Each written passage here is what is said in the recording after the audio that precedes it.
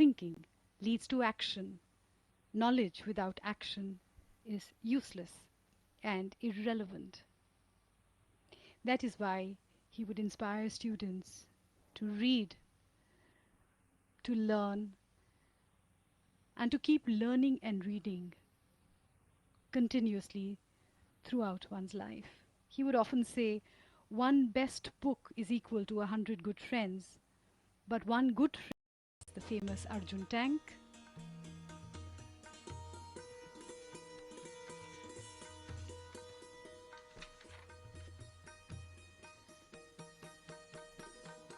And there the combat vehicle and engineering communication vehicle, radars and electronic warfare systems,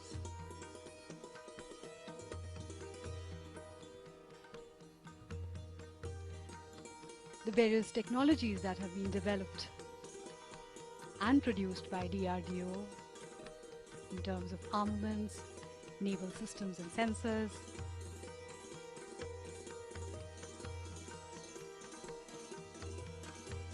and also life sciences, which is a very important part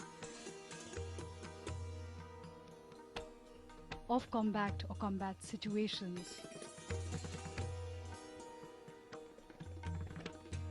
These are the dehydrated food packages that we see here, which were developed specially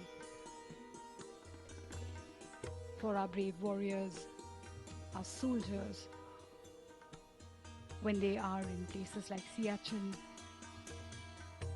where food is not easily available. These are small enough packages for soldiers to carry in their backpacks and survive in inclement conditions.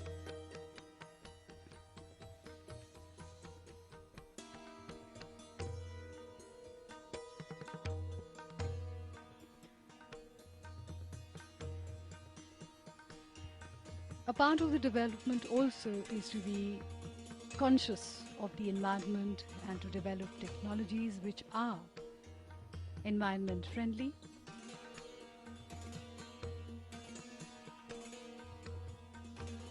Dr. APJ Abdul Kalam himself had a great respect for nature, for he had in his childhood seen nature at its best and at its worst during typhoons and storms that would often uproot entire villages.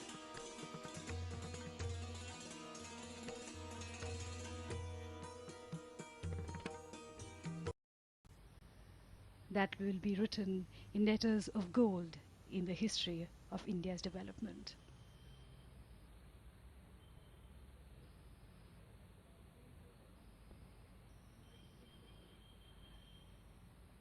Dr. APJ Abdul Kalam was always a dreamer.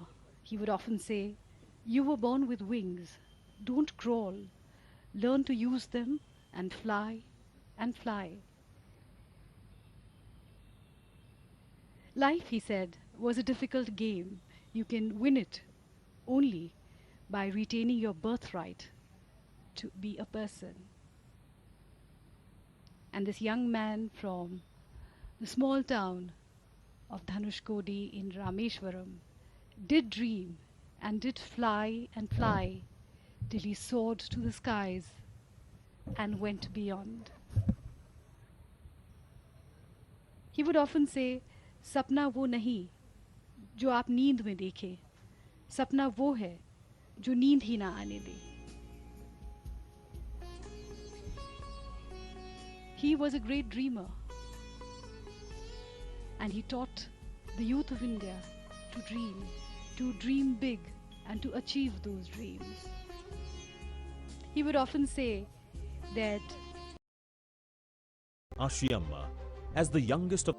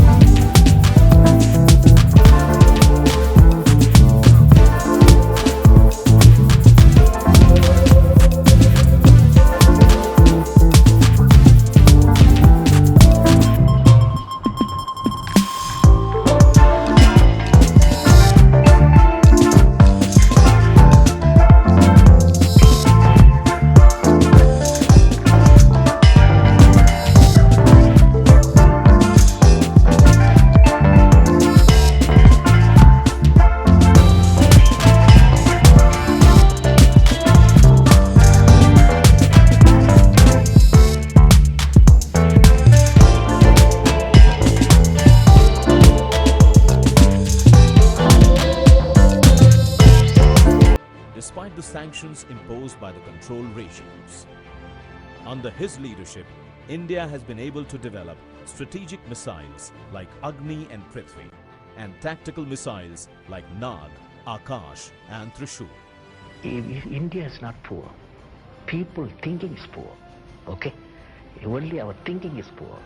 If you think big, we can also equally become. This has paved the way for India to enter the elite club of nations, to have the ability to design, develop and deploy long-range missiles, indigenous missile defense system and underwater launch capacity.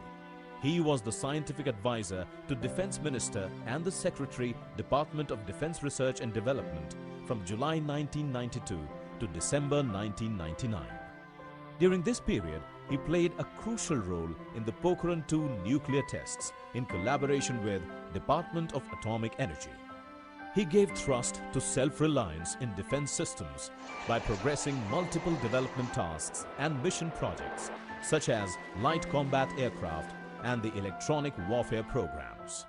During this phase, he, as chairman of the Technology Information Forecasting and Assessment Council, TIFAC, also got involved with the creation of Technology Vision 2020 and the India Millennium Mission's IMM 2020, which is an integrated version of Technology Vision and India's security concerns.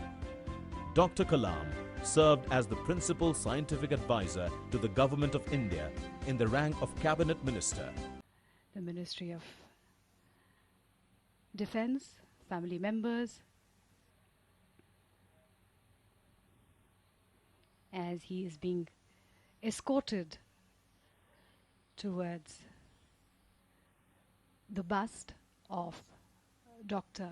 APJ Abdul Kalam to mark his 84th birth anniversary.